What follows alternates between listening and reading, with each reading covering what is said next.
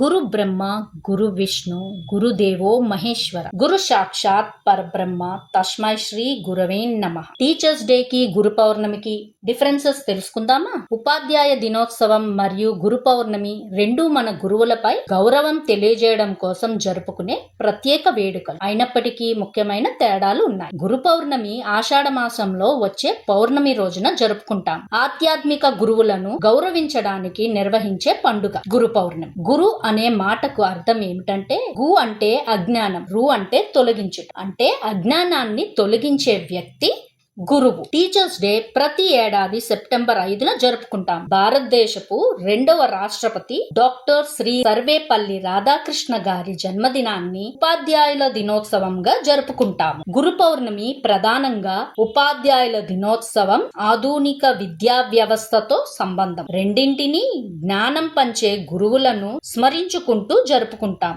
ఈ విధంగా సెప్టెంబర్ 5న మన దేశంలో ఉపాధ్యాయులు చేసిన సేవలకు కృతజ్ఞతగా టీచర్స్ డే జరుపుకుంటాం. ఇతర దేశాలలో టీచర్స్ డే ఏ తేదీలలో జరుపుకుంటారో నెక్స్ట్ వీడియోలో తెలుసుకుందాం. Thank you.